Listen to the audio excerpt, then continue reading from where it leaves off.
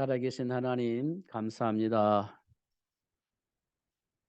그리스도 예수 안에 준비된 복을 발견하게 하여 주시고 그 안에 준비된 축복을 누리며 살 수 있도록 축복하신 하나님, 오늘 말씀을 통해서 해방이 되어지게 하시고 치유가 일어나는 축복의 시간이 될 수 있도록 역사해 주셔서 아, 즐거움과 행복, 평안함, 이 모든 것들이 누려질 수 있도록 역사하여 주옵소서. 삶 속에서 방해하는 자들 보게 하여 주시고 그리스도 되신 예수 이름으로 대적을 하게 하여 주시고 하나님 주신 축복을 왜곡하거나 빼앗기지 않도록 역사해 주시되 모든 사람을 복되게 하는 복의 근원의 축복의 삶을 누릴 수 있도록 역사하여 주옵소서. 축복하여 주옵소서. 예수 그리스도 이름으로 기도하옵나이다. 아멘. 성경은 이렇게 말하고 있습니다. 이 세상에는 거짓이 있고 참이 있다, 이렇게 말씀을 하고 있습니다. 무엇이 참이냐, 무엇이 거짓이냐, 이게 우리에게 분별이 되어져야 됩니다. 그러면 거짓을 선택을 하지 않고 참을 선택해서 그 안에 준비된 축복을 누리며 살 수 있게 되겠죠. 성경은 처음부터 그걸 우리에게 말씀해 주고 있습니다. 예수님은 넓은 길과 좁은 길을 말씀하시면서 참 길이 무엇이냐, 거짓된 길이 무엇이냐를 말씀해 주고 있습니다. 좁은 길은 힘들고 어렵지만 그 길은 성공의 길, 축복의 길임을 말씀해 주고 있고요. 넓은 길은 많은 사람들이 가는 길이고 편안하게 갈 수 있는 길이지만 결국 그건 멸망의 길이라, 이렇게 말씀을 해주고 있습니다. 우리는 과연 삶 속에서 어떤 선택을 할 것인가? 많은 사람들이 가고 편안한 그 길을 가기를 원하고 있을 겁니다. 힘들고 좁은 길은 가려는 마음이 없을 겁니다. 이런 마음들이 우리 안에 있어요. 참과 거짓과 상관이 없습니다. 중요한 것은 내가 편하고 또 많은 사람들이 가는 그 길을 가는 것이 안전하다라고 생각을 하기 때문에 그 길을 가게 될 겁니다. 많은 사람들이 그래요. 내가 원하는 그 길을, 내가 원하는 그 일을 선택을 해서 가게 되어집니다. 그게 참인지 거짓인지 그것은 중요하지 않아요. 왜 그럴까요? 그게 지금 우리가 가지고 있는 숙제입니다. 중요한 것은 이 두 가지가 우리 삶 속에 공존을 합니다. 그런데 왠지 모르게 진리 안에 있어야 되는 것, 참한 거짓이 아닌 참 속에 있어야 되는 것, 누구도 인정을 할 겁니다. 그렇게 되어져야 된다고 생각을 할 겁니다. 이건 우리가 배운 대로예요. 근데 현장은 그렇지를 않아요. 배운 대로가 되어지지 않는 현장 속에 우리가 와 있는 겁니다. 공부는 왜 하는지 잘 모르겠지만 어떻든 배운 것하고 삶과는 다른 선택을 하고 해야만 하는 그런 모습을 보게 되어집니다. 결국은 어떻게 되겠습니까? 망하는 거죠. 거짓은 우리를 망하게 하는데요. 그 속에 있으면 우리는 결과적으로는 망하게 되어지는 겁니다. 왜 그럴 수밖에 없을까요? 그 배경을 우리가 빨리 인식을 해야 됩니다. 그럴 수밖에 없는 나의 영적 배경을 인식하는 것이 굉장히 중요합니다. 그래서 하나님은 우리에게 이 모든 것들을 기록하여 남겨놓으셨어요. 사람들이 왜 그럴 수밖에 없고 왜 그 길을 갈 수밖에 없는지 그 이유를 기록해서 우리에게 보여주고 계십니다. 그럼 어떤 삶을 선택하는 것이 우리 인생의 복된 길이냐, 어떤 삶이 참 길이냐, 그런 사실도 알 수 있도록 우리에게 기록해서 보여주고 있습니다. 그게 성경의 내용입니다. 66권이 굉장히 방대합니다. 그리고 알 수 없는 말인 것처럼 느껴지기도 합니다. 이해할 수 없는 글들이 있는 것처럼 느껴지기도 합니다. 그러나 중요한 것은, 가장 핵심적인 것은 참과 거짓을 구별할 수 있도록 그렇게 기록되어져 있는 겁니다. 사단에게 속지 않도록 하나님 신 언약 안에서 진리를 깨닫고 그 안에서 삶을 살 수 있도록 기록해 놓으셨습니다. 그러면 왜 사람들이 거짓된 길을 좋아하고 그 길을 가느냐? 하나님 말씀을 무시하고 왜 그 길을 가느냐? 그 배경에 누가 있느냐 도대체? 그 내용을 이 땅의 모든 사람이 알 수 있도록 기록해 놓은 겁니다. 그럼 내 안에 있는 감정은 누구의 지배를 받느냐? 내가 가지고 있는 생각과 삶의 기준, 판단 기준은 누구에 의해서 영향을 받아서 그것들이 내 안에 뿌리 내려져 있느냐, 이런 것들을 성경이 조목조목 다 기록해 놓으셨어요. 내 안에도 누구 영향 속에서 이런 것들이 자리 잡았는지 알 수 있도록 다 기록해 놓았습니다. 누구의 지배를 받았기 때문에 내가 이렇게 살 수밖에 없느냐, 그런 내용도 조목조목 다 기록해 놨어요. 보면 다 알게 돼 있어요. 왜냐하면 이건 한 사람의 기록이 아니고 수많은 세월 동안에 많은 사람들이 어떤 선택을 하고 어떤 삶을 살았는지를 쭉 기록해 놨어요. 수많은 사람들의 삶의 배경을 적나라하게 다 기록해 놓은 겁니다.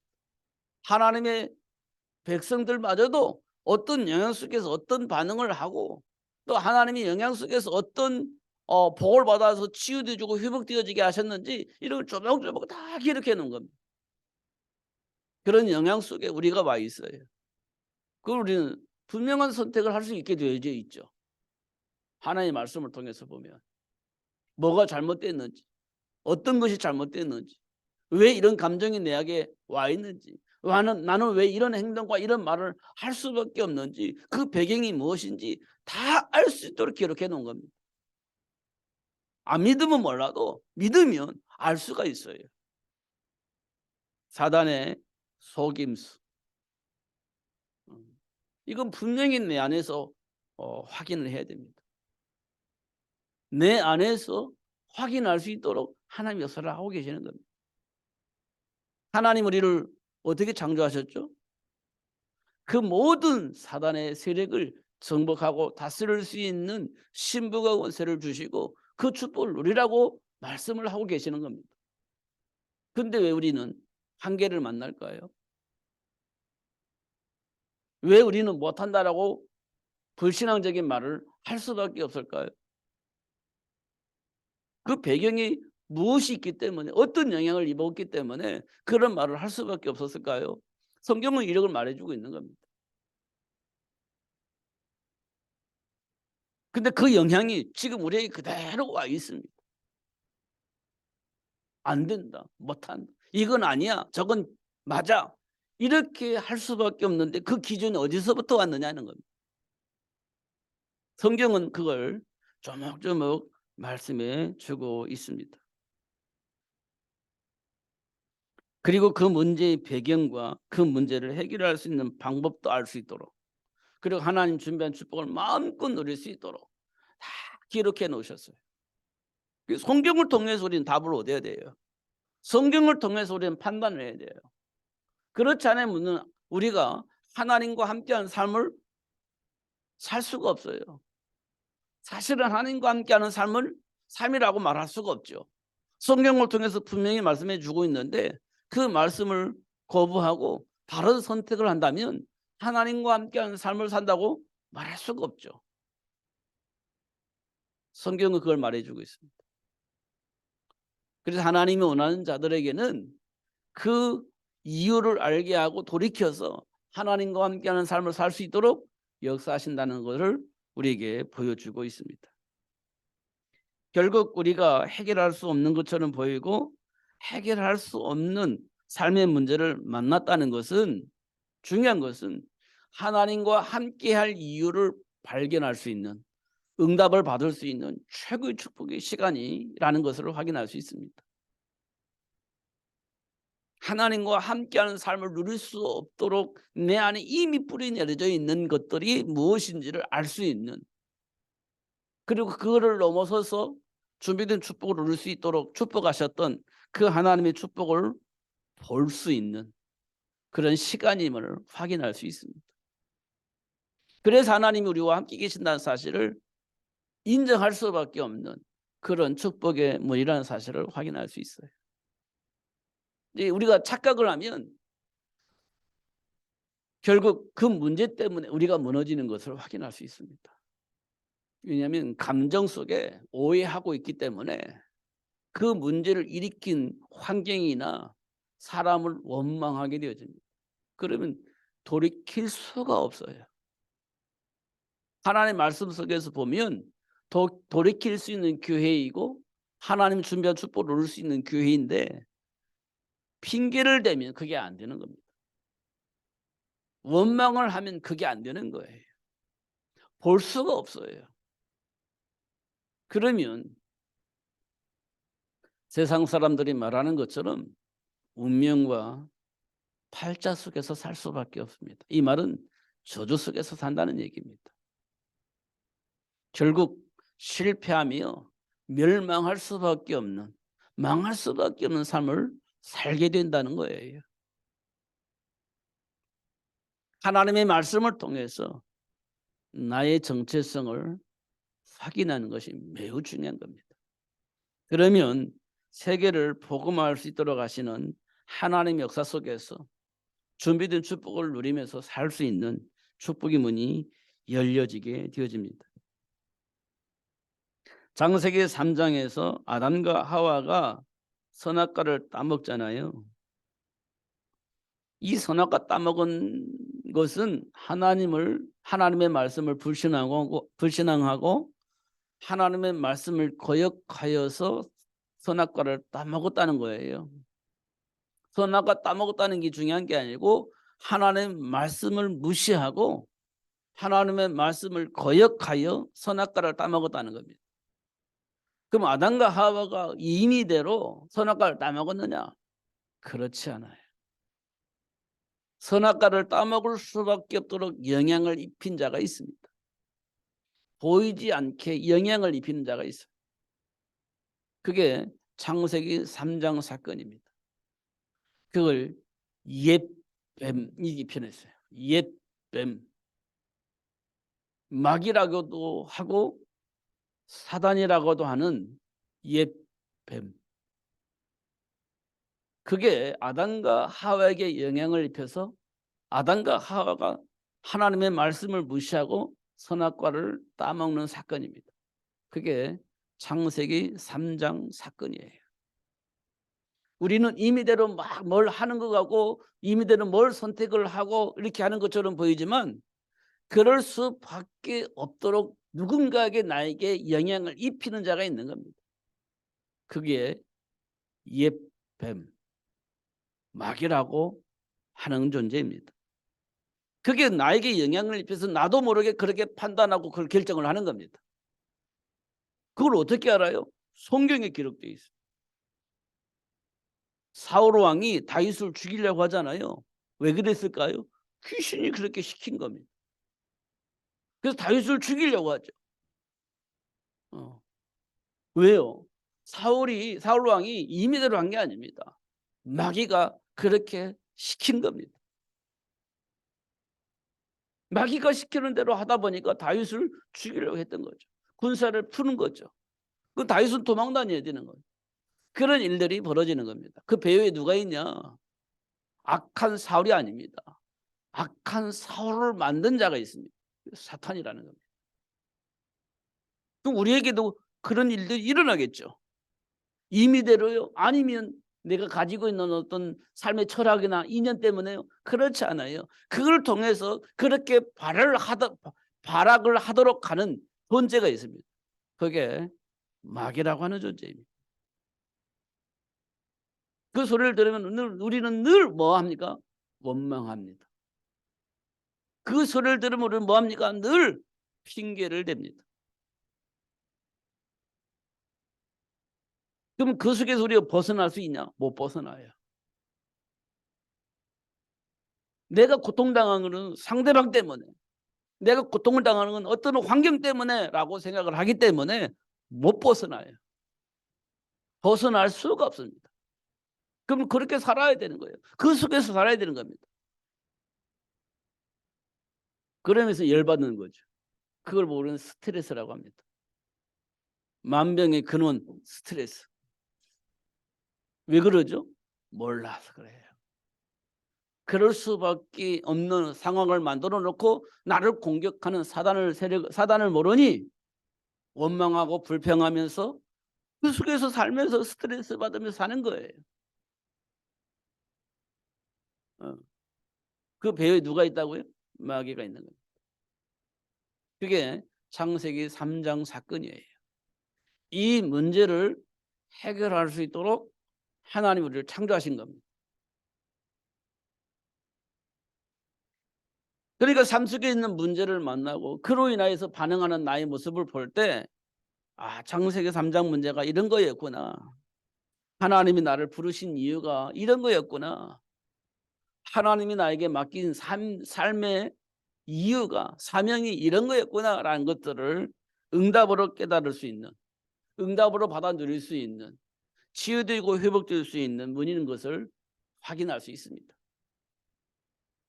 이 문제를요 너무 깊이 생각해 가지고 문제 해결하기에 발버둥 쳐본들 소용이 없습니다. 그리스도를 아는 거예요. 그러면요 문제가 되질 않습니다. 절대 문제가 되질 않아요.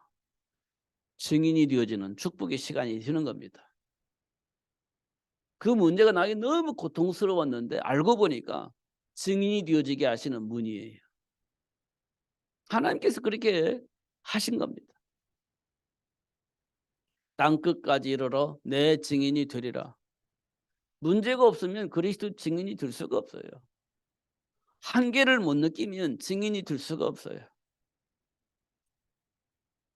문제가 있기 때문에 그 문제를 해결하신 그리스도가 말하게 되어져 있는 겁니다. 한계 속에서 포기할 수밖에 없는데 그 문제를 해결하신 그리스도 중에서 그 문제가 해결되므로 그리스도 증인이 되어지는 거예요.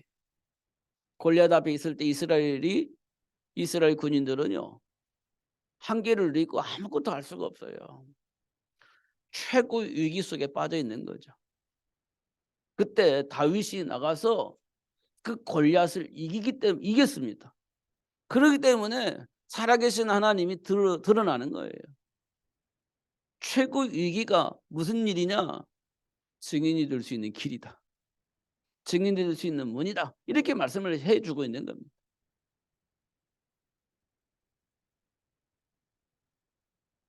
결국 하나님은 우리에게 뭘 말씀해 주고 있느냐면 하나님의 형상으로 인간을 창조하신 그 이유를 알 수 있도록 역사하고 계신다는 겁니다. 하나님의 형상대로 왜 우리를 창조하셨는지 그 이유를 알 수 있도록 어디에서 알 수 있도록? 삶의 현장에서.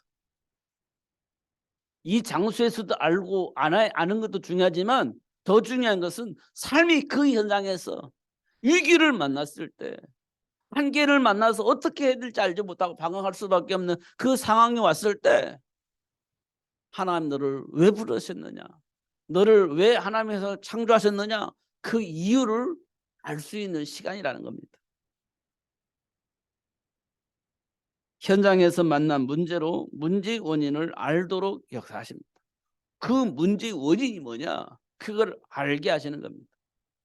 아담과 하와에게 일어난 갈등이 뭡니까? 선악과 따먹은 다음에 하나님 왜 이런 여자를 나에게 붙여주셨습니까? 그게 아담의 소리예요. 세상 말로 말하면 나쁜 놈이죠. 언제는 그렇게 좋아했던 그 여자를 문제제기이니까 하나님의 이런 여자를 나에게 붙여주셨습니까? 이렇게 말을 하는 사람이죠. 왜 그랬을까요? 그 몰라서 그런 거예요. 몰라서. 조금 더 나쁜 말로 말하면 무식해 가지고 그렇게 된 겁니다. 아브라함과 사라에게 있었던 일 봐 보세요. 아브라함이요. 지금 만났을 때 하와를 누이 동생으로 말하면서 그 누이 동생을 애굽의 왕 바로에게 첩으로 주었어요. 왜 그랬을까요? 몰라서 그래요. 몰라서. 몰라서 그런 겁니다. 그리고 아브라함과 사라가 나이가 많이 먹어서 아기가 없습니다. 그리고 여자의 기능이 상실돼서 임신할 수가 없어요. 그렇게 될 때 아담과 하와는요. 아브라함과 사라는요. 사라의 몸종을 통해서 하나님의 계획을 이루 나갈 수 있는 아들을 낳기를 원했어요. 그래서 실제로 그렇게 했죠. 실제로. 그래서 하와의 몸종을 통해서 아들을 하나 낳았습니다. 그게 이스마엘이에요. 그런데 하나님은요. 사라에게 찾아옵니다. 네 몸을 통해서 나온 아들이 하나님의 계획을 이룰 수 있는, 대를 이을 수 있는 아들이라고 얘기를 합니다. 이때 사라는 자기가 임신할 수 있는 기능이 없어졌다는 사실을 알았기 때문에 안 된다라고 얘기를 합니다. 그리고 하나님의 말씀을 안 믿고 비웃었습니다. 그런데 하나님은 사라에게 임신할 수 있는 힘을 주어서 임신할 수 있도록 하셨습니다. 그래서 나온 아들이 이삭이에요. 그러면 아브라함과 사라는 왜 그렇게만 행동을 했을까요? 몰라서 그렇습니다. 몰라서. 뭘 몰라요? 다 알고 있는데 몰라서 그렇습니다. 영적 상태를 몰라서. 우리는요 과학이나 의학이나 이게 나쁜 건 아니에요. 우리가 알 수 있는 수준입니다. 그게 우리가 가지고 있는 수준이에요. 근데 그 이상의 걸 우리가 모르는 겁니다. 그래서 알고 있는 수준 속에서 나는 임신할 수가 없어 생각하고 있는데 하나님이 사라에게 임신할 수 있는 힘을 준 겁니다. 근데 우리는 수준으로 그게 이해가 안 되는 거예요. 그게 우리가 가지고 있는 수준입니다. 그게 우리가 가지고 있는 한계예요. 그 속에서 우리는 버틸 수가 없는 거죠. 이게 우리가 가지고 있는 삶의 기준입니다. 하나님과 함께 할 수 있는 삶의 기준이 우리 안에 있는 거예요. 베드로가 예수님을 부인한 이유 죽음에 대한 두려움입니다. 죽음에 대한 두려움. 이런 것들이 우리 삶을 방해하고 있는 겁니다. 하나님과 함께하는 삶을 방해하는 것들이에요.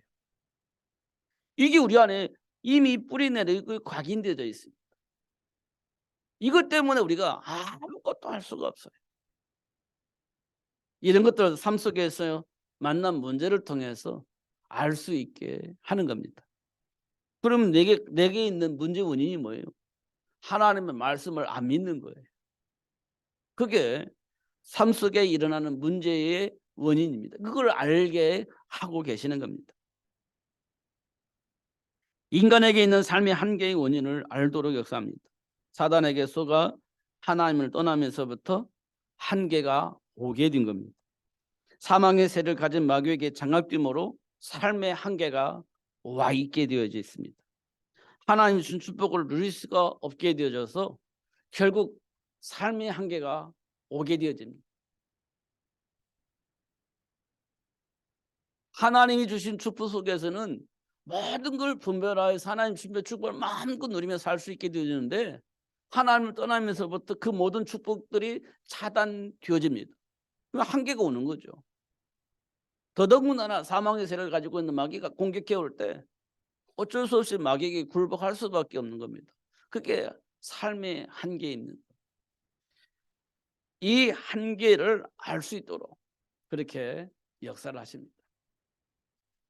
문제는 그 속에 갇혀서 살면서 빠져나오라고 노력을 하라고 한 게 아니에요. 빠져나올 수 있도록 최선을 다해라 그렇게 말씀을 하신 게 아닙니다. 그렇기 때문에 내가 너와 함께 하겠다고 약속하신 거예요. 그렇기 때문에 내가 너를 그 올무에서 구원해 줄 여자의 후손을 보내주시겠다 약속을 한 겁니다. 그런 너와 함께 이 땅의 모든 사람들에게 문제의 원인과 하나님 준비한 축복을 말하면서 모든 사람을 복되게 하려고 내가 너와 함께 하려고 왔다 이렇게 말씀을 하고 있는 겁니다. 그럼 우리가 할 수 있는 게 아무것도 없어요. 인정하고 돌아서기만 하면 되는 겁니다. 그러면 주어진 축복이 회복되어지고 누릴 수 있는 시작이 되어지는 겁니다. 예수님이 이 땅에 오셔서 하신 일이 뭡니까?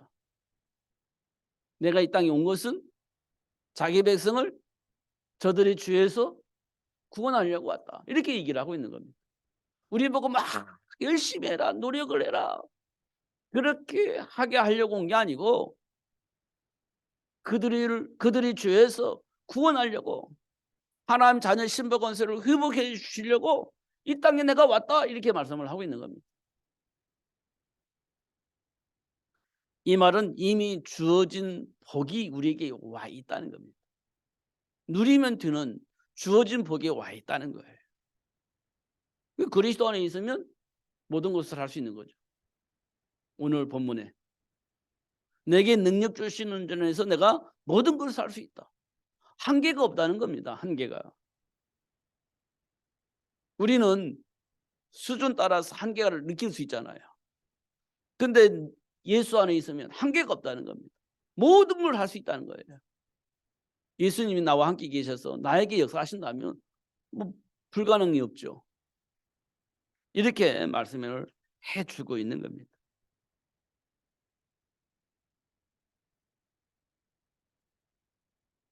하나님이 준비하신 세계 복음을 위해 준비된 렘넌트가 있습니다. 우리 이거 보고 제자라고 합니다. 제자. 모든 민족을 제자로 삼으라. 내 어린 양을 먹이라. 이게 이제 제자에게 주어진 메시지입니다. 현장을 복음화하기 위해서, 세계를 복음화하기 위해서 하나님께로부터 부름받은 제자들에게 하나 주신 메시지예요. 너희는 모든 민족을 제자로 삼으라. 내 어린 양을 먹이라. 이렇게 얘기를 했습니다. 그러면서 이스라엘을 노예가 되게 한 이유를 알 수 있도록 하나님의 계획을 알 수 있도록 그렇게 합니다. 왜 하나님은 이스라엘 백성들을 노예로 삼으셨을까? 삶의 현장이 그렇다는 겁니다. 삶의 현장에 모든 사람이 그렇게 장악되어져서 노예처럼 살고 있다는 겁니다. 노예처럼 살아보니 이게 인간답게 사는 게 아니에요. 하나님을 떠나니 모든 사람이 그렇다라고 얘기를 하고 있는 겁니다. 해방되어지고 싶지. 인격을 가지고 살고 싶지. 그런 맛을 보게 하는 겁니다. 그러려고 하니까 하나님과의 관계를 회복해야 되겠죠. 그래서 희생 제물의 어린 양 피를 하나님께 가지고 오라고 한 이유를 응답으로 받게 되어지는 겁니다. 하나님과의 관계를 회복할 수 있는 길을 알게 되는 겁니다. 그게 희생 제물을 하나님께 드리는 거예요. 이게 회복되어지니까 이스라엘 백성들이 노예에서 해방되어집니다. 해방되어지면 끝인 줄 알았는데 그게 끝이 아니에요. 홍해 바다 만나고 또 애굽의 군인들은 막 잡으려고 쫓아오고 이게 삶 속에서 이스라엘 백성들이 만나는 문제예요. 줄 애굽을 하면 끝난 줄 알았는데 그게 아니에요. 위기가 오는 겁니다. 한계가 오는 겁니다. 어떻게 해야 될지 알지 못하고 다시 살아남기 위해서 애굽의 노예로 다시 돌아가겠노라고 결정을 할 수밖에 없는 그런 상황들이 벌어지는 겁니다. 이때 하나님께서 모세에게 홍해바다 가르는 일들을 하게 하십니다. 이게 지금 우리 삶 속에서 일어나는 일들이에요. 예수 안에서 구원받았으니 끝 아니에요. 삶은 수많은 문제와 사건이 있고 사단은 우리를 수없이 공격해 옵니다. 그럼 우리는 어떻게 갑니까? 다시 애굽 사단의 노예로 가자 이렇게 결정을 하는 일들이 벌어지는 겁니다. 이때 하나님이 기도할 때 응답하시고 그 사단의 조직이 우리를 어떻게 할 수 없도록 길을 열어서 가게 하시고 하나님이 약속하신 축복을 이룰 수 있는 삶을 살 수 있도록 역사하신 하나님 역사를 보게 하신 겁니다. 그게 광야 40년이에요. 지금 우리 삶 속에서 일어나는 일들입니다. 그게 증인입니다. 증인이에요. 이 믿는 자들에게는 표적이 따르는 거예요. 믿지 않으면 표적이 안 나타나겠죠. 이스라엘을 포로가 되게 한 이유가 있습니다. 하나님의 계획이죠. 강대국의 공격을 받아서 포로가 되어집니다. 주변에 강대국이 공격을 해요. 아무런 대책이 없는 이스라엘은 공격받아서 포로로 잡혀가죠. 힘이 없는 겁니다. 힘이. 능력이 없는 겁니다. 그럼 어떻게 잡혀가는 거지. 사단의 일을 멸할 수 있는 힘이 내게 있다면 사단에게 안 잡혀가죠. 근데 힘이 없으면 잡혀가요. 사망의 세를 가지고 있는데 우리가 어떻게 대적을 할 수 있겠습니까? 대적할 수 있는 길이 없어요. 그게 잡혀가는 거예요. 장악되는 겁니다. 포로가 되어져 버리는 거예요. 그러면 사단은 뭘 하겠습니까? 우상숭배하는 거지. 우상숭배하게 만드는 거예요. 결국 사단에게 잡혀가면 우리는 뭐 합니까? 우상숭배하는 거예요. 종교생활하는 겁니다. 점을 보고 굿하고 부적 쓰고 고사 지내고 제사 지내고 다 하는 거예요. 왜냐? 힘이 없어. 사단을 대적할 수 있는 힘이 없어. 이걸 정복할 수 있는 힘이 없어. 그럼 장악되어져 포로가 되어서 시키는 대로 할 수밖에 없는 그런 상황이 벌어지는 겁니다.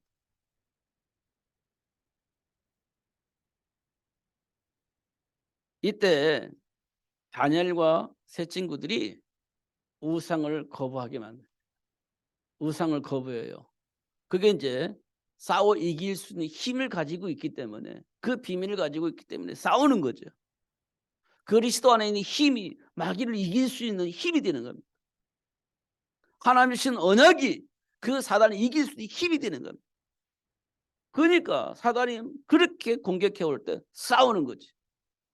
그게 다니엘과 세 친구들이 한 겁니다.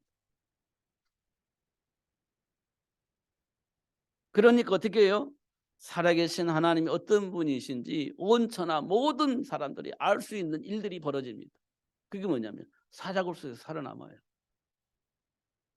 불무불 속에서 살아나옵니다. 그게 어떻게 해요? 하나님이 함께 하심으로. 그러니까 다니엘과 세 친구들과 함께하는 하나님이 어떤 하나님인지 모든 사람이 알 수 있도록 그렇게 하시는 것을 볼 수가 있습니다. 포로가 되어진 이유 제가 말씀드립니다. 그 다음에 로마의 속국이 되어지죠. 근데 우리는 항상 무슨 생각이냐? 문제만 해결하는 거예요.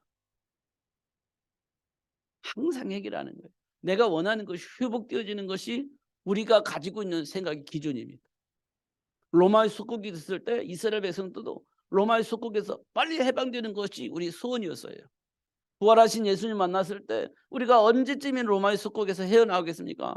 빠져나오겠습니까? 이게 소원이었어요. 그런데 하나님은 뭐라고 말씀하시냐면 그 현장을 복음으로 바꾸라는 거예요. 속국에서 헤어나오는 것이 중요한 게 아니라 네가 그 현장을 바꾸라는 거예요. 그 현장을 복의 현장으로 바꾸라는 거예요. 사도 바울을 통해서 그 놀라운 비밀들이 전달되어졌고, 사도 바울은 로마의 속국에서 빠져나오는 것이 아니라 그 현장에서 로마를 바꿔버리는 겁니다. 그게 하나님의 소원이에요. 문제를 해결하는 데 목적이 있는 게 아니에요. 현장을 바꿔버리는 겁니다. 그 사람을 바꿔버리는 거예요. 하나님 주신 복음 안에서. 그런 힘을 하나님께로부터 우리가 부여받은 거예요. 그리고 잃어버렸지만 그리스도 이름으로 회복되어지게 하신 겁니다.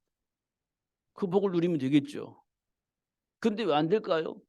우리가 그동안에 사단에게 장악되어진 그 체질 때문에, 그 감정 때문에, 그 삶의 기준 때문에 하나님 주님의 축복을 볼 수가 없었기 때문에 그렇습니다. 근데 그 사실을 볼 수 있도록 이 시간 하나님 역사를 하고 계시는 거예요. 그 복을 누릴 수 있도록. 이 이스라엘의 역사를 보면 노예가 되어지고 포로가 되어지고 속국이 되어졌는데, 그때마다 하나님께서 우리에게 아주 중요한 메시지를 주셨다는 사실을 확인할 수 있습니다. 그래서 오늘 제목이 내게 능력 주시는 자 안에서 내가 모든 것을 할 수 있느니라, 이렇게 말씀을 하고 있는 겁니다. 세계 복음화를 위해 준비된 축복을 누린 자들의 삶을 보면 반드시 기도가 있고, 기도 내용 속에는 뭐가 있냐? 하나님이 약속하신 말씀이 있습니다. 기도 내용에는 하나님이 약속하신 말씀이 있어요. 그 약속된 말씀이 성취되어질 수 있도록 우리는 삶을 추구합니다. 이게 세계 복음화를 위해서 준비된 자들에게 주신 축복이에요. 회복된 자들이 했던 내용들입니다. 다시 한번 깊이 확인을 하셔야 돼요. 아, 이런 환경을 내가 왜 만났지? 이런 사람들을 왜 만났지? 아, 피하고 싶다. 떠나고 싶다.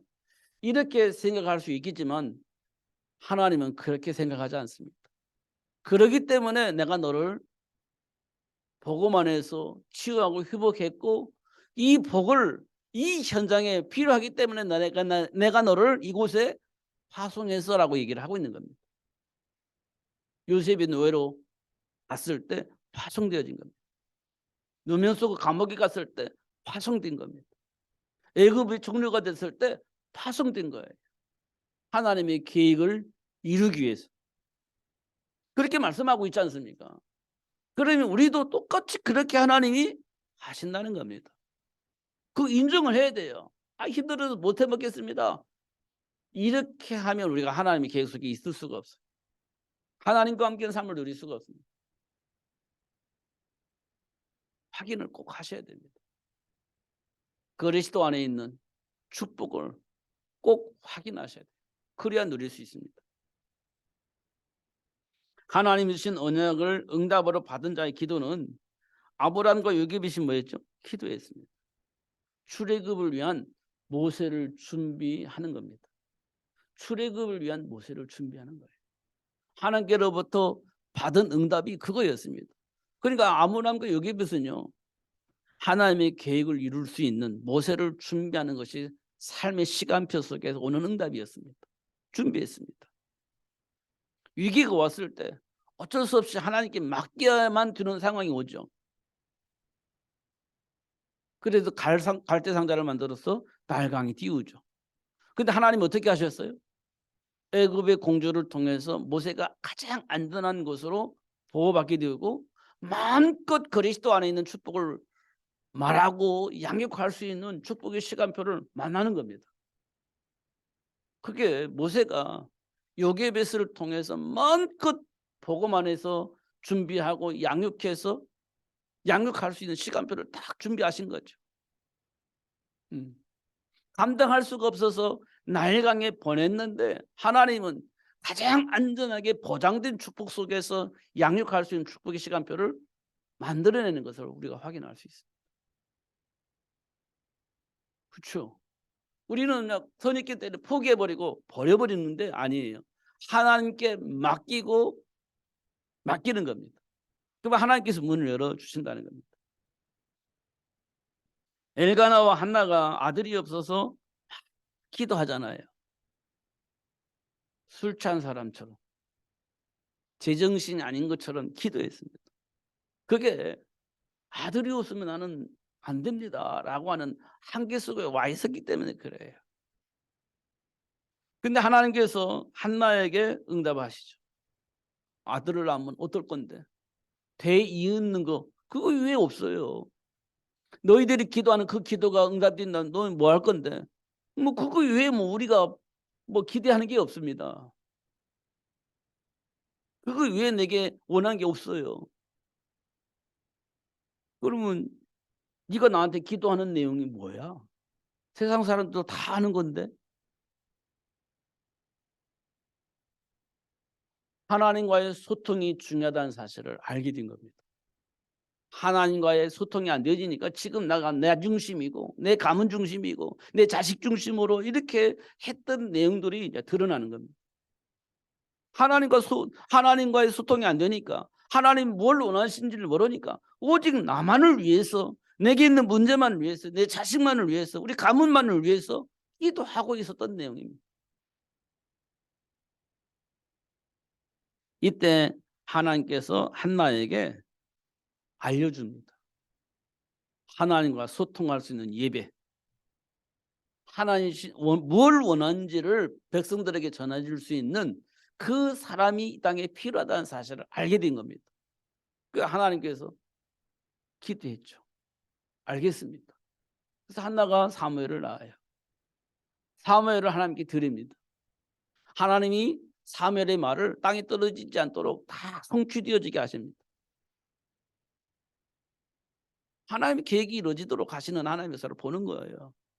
그 축복이 문제부터 시작되는 겁니다. 사도 바울의 기도를 보면 로마 복음화를 위해서 누가 필요합니까? 사실을 알고 그 사실을 누릴 수 있는 사람이 필요한 겁니다. 그리고 그 사실을 말해줄 수 있는 사람이 필요한 겁니다. 이걸 보고 우리는 전도 제자라고 얘기를 합니다. 어렵다고 말하는 사람은 복음을 모르는 거예요. 어떻게 해야 될지 모르겠습니다. 복음을 모르는 거예요. 지금 내게 주어진 축복이 무엇인지 모르는 겁니다. 그게 어렵다라고 얘기를 해요. 어떻게 해야 될지 모르겠다고 얘기를 하는 겁니다. 알면요 너무나 당연한 겁니다. 당연한 거죠.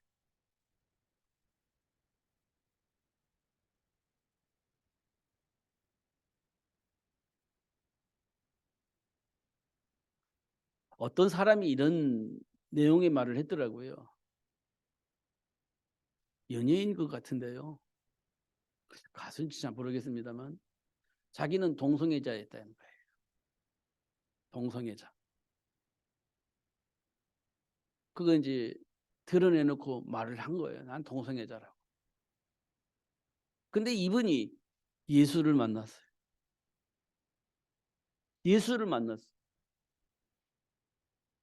다시 말하면 교회를 다닌 겁니다. 그러다 보니까 정체성이 확인되어졌어요. 그래서 어떻게 동성애자에서 빠져나와서 이성애자가 되었다. 이렇게 고백한 내용을 봤어요. 하나님을 만나면 동성애자가 될 수가 없어요. 정체성을 알면 동성애자가 될 수가 없어요. 태어날 때부터 그럴 수밖에 없었다고요? 거짓말이에요. 절대 거짓말입니다. 그것은. 그런데 자기는 태어날 때부터 그랬대요. 어쩔 수가 없대요. 거짓말이에요. 인간의 정체성을 알면 절대 그럴 수가 없어요. 그런데 과거에 자기가 그런 말을 하고 다녔기 때문에 사람들이 자기를 그렇게 본다는 거예요. 나는 이성이 됐는데 해방되어져서 이세정이 됐는데 이 말을 안 듣는다는 거예요. 그래서 좀 힘들다 그렇게 얘기를 해요.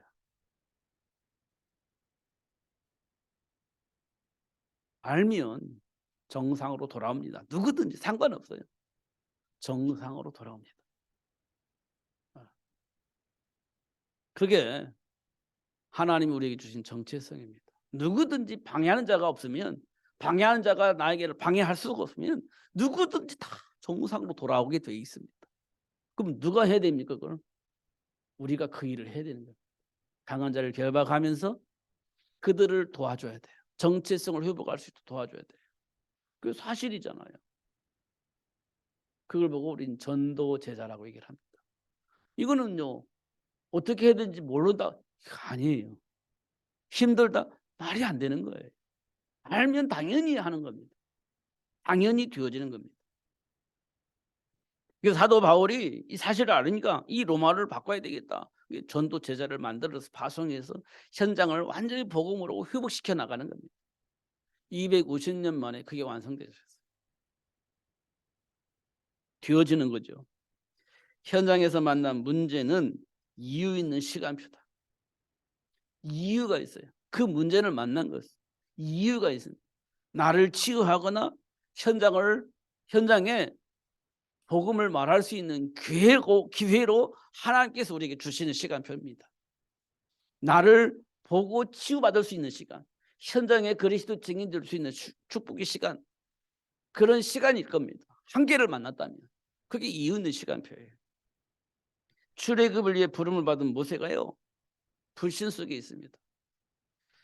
왜 불신 속에 있냐? 고정관념이 있어요. 나는 반란을 일으킨 사람, 나 혼자 애굽으로 들어가면 나는 그 자리에서 잡혀 죽는다는 어떤 고정관념이 있습니다. 하나님과 함께하는 것, 하나님과 함께하는 것하고 내가 잡혀 죽는 것하고 상관이 없어요. 그게 불신입니다. 그게 고정관념이에요. 이 문제를 단번에 해결해 주셨어요. 그걸 우리에게 보여준 겁니다. 그게 애굽에서 일어난 10가지 기적이고 출애굽 역사입니다.